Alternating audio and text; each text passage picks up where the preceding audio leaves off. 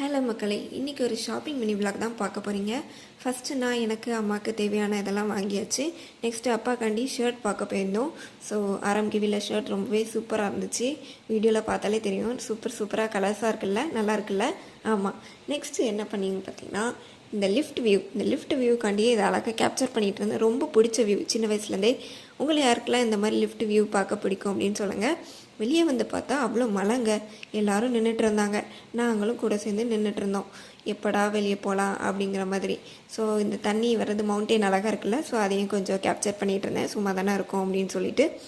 So உங்கள் ஊர்லலாம் மழை பெய்தா இல்லையா அப்படிங்கிறத கண்டிப்பாக கமெண்ட்ஸில் ஷேர் பண்ணுங்கள். நெக்ஸ்ட்டு வந்து ஒரு ரெஸ்டாரண்ட் போயிருந்தோம் லஞ்சுக்காண்டி.